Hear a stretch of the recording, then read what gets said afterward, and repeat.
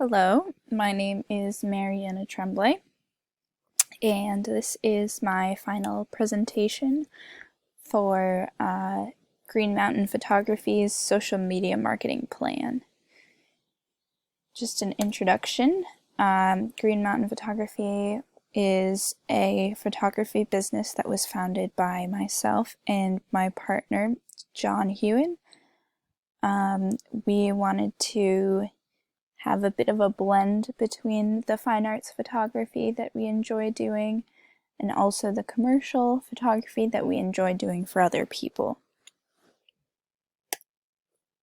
So some of the services we offer are like wedding photos, senior portraits and family photos, and any kind of commercial portraits you could think of.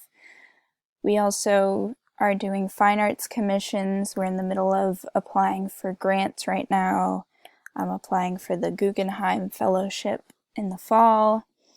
Also some gallery shows, and alternative photographic processes refers to an old type of photography called tintype, which is basically just an old-fashioned photograph that's taken using a really old camera on just a sheet of metal. And then we also offer some digital retouching services like Photoshop and some photo restoration services for old photos that are damaged, as well as scanning, film development, and printing.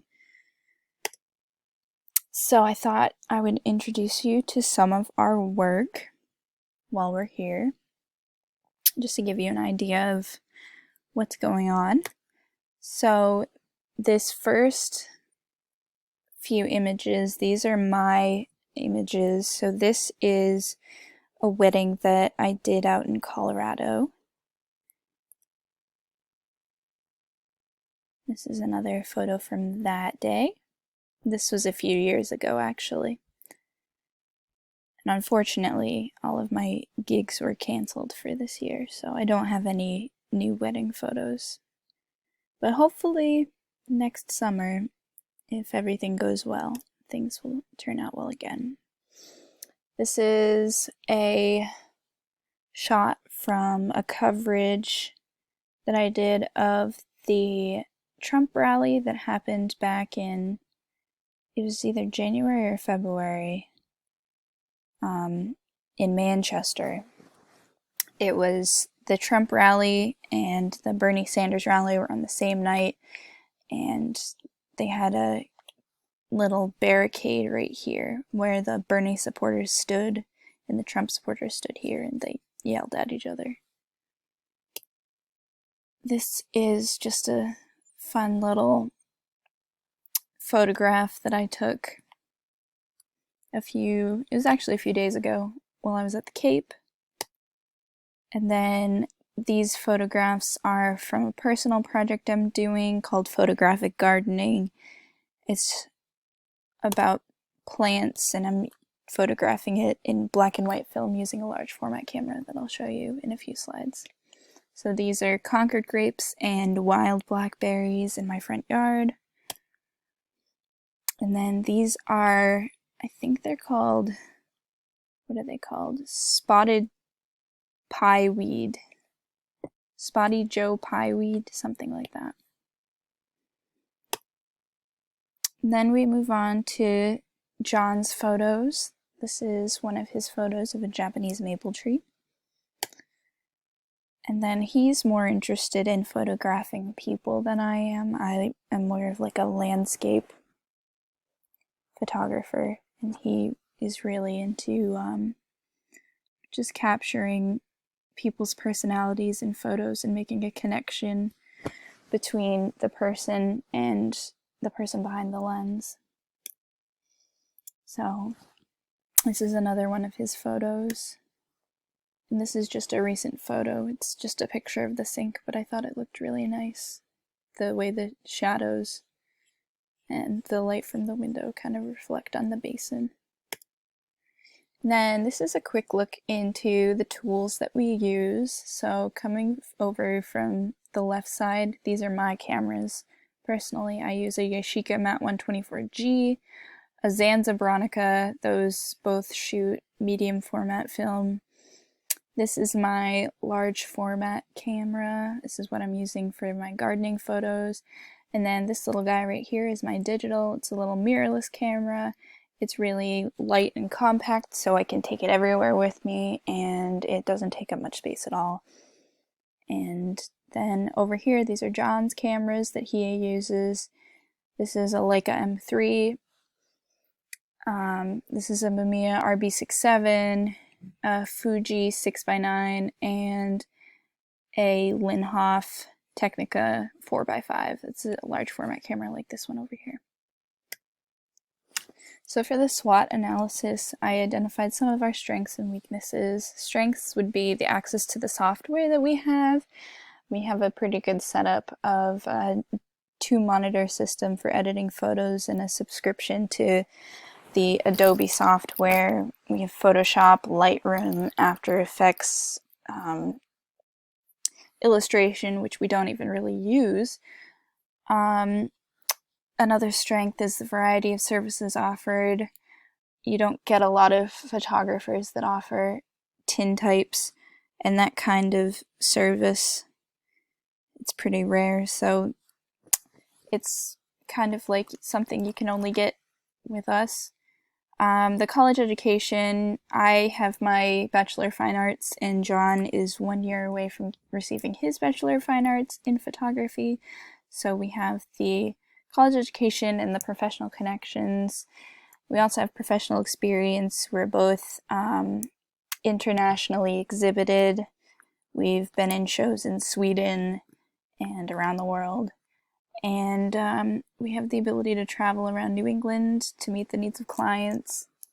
Some of our weaknesses are the lack of our online presence at this time. I think we've taken a lot of time to focus on our education and getting things all buttoned up with school, and it's kind of time to take the next step and launch a website and just kind of establish a steady social media presence so we can grow our business. We are limited to the New England area just for now, just because John's in school here and my job is here. And there's a little bit of a delay in photo processing right now just because there's a shortage in chemicals, which is something we really can't control. We also have a lack of extensive experience. It's not because we haven't done a lot of professional gigs, it's mostly just because we're just starting out, so people may see it as undesirable that we're freshly out of college. Some opportunities. Photography is in high demand right now. Everybody's always looking to celebrate something with photos, whether it's engagements or getting married or a new baby or senior portraits, just to name a few events. And also people are always looking to decorate their homes with like picturesque scenes of lighthouses and sunsets and pretty things like that. And then digital cameras are becoming more advanced. More megapixels equals higher quality image. Film is hip again, so a lot of people are getting into film photography. A lot of people need their film processed somewhere. That's something that we can provide. Social media is a primary communication in most cases in millennials and Gen Z. And people want to share their images, and being a very visual business, it is something that we can really take in stride and use to our advantage. Some opportunities for the summer are we have longer days and we have warmer weather, so that gives more opportunities for some nice natural light shots in the sun. And the last one, quarantine history buffs, just basically means that a lot of people are digging out their family's negatives and needing to get them scanned somewhere, which is a service we offer. Some threats. There's a competitor in my hometown that's basically got the monopoly. He's like really a sweet talker when it comes to digital photos. So when anybody needs something, they go to him. Uncooperative weather. We live in New England, so it can be very unpredictable. One minute it's sunny, and the next minute it's pouring. So that's another thing. Surprise, we had a global pandemic, so sometimes that happens and all of your appointments get canceled. You just gotta roll with the punches. And then the need for photographers is going down because more people are venturing into hobbyist photography, using their phones or little starter DSLR cameras and putting them on auto mode. A lot of people, travel up to the mountains in the fall to take pictures of the leaves, so there's a lot of competition there. Just a disclaimer, that is not my photograph. I'm using it as an example of what's hip in the photography world right now. Grain is huge, overexposure is huge. As you can see, the background's like white. Lightroom is really user-friendly right now. Disposable cameras, everybody's using them. And Instagram, everybody's sharing photos to Instagram. People have multiple accounts. People have accounts for their dogs.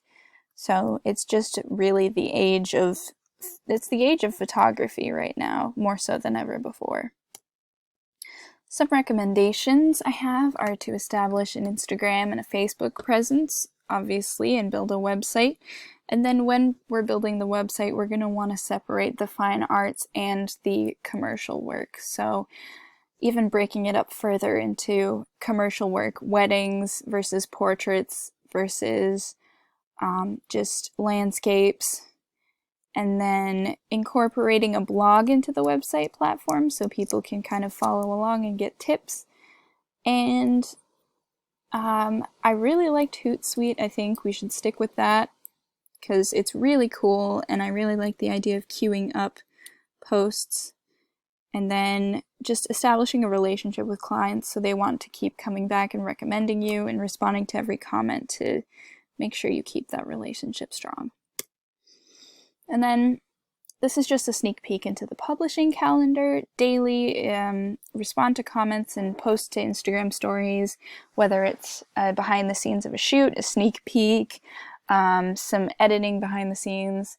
And then weekly, kind of upload albums as we're shooting things to both the Facebook and the website. And then queue up 3 posts per week on Facebook and Instagram and kind of try to curate them. So like if it's around Father's Day, queue up some Father's Day themed photos that'll get people thinking about booking our services.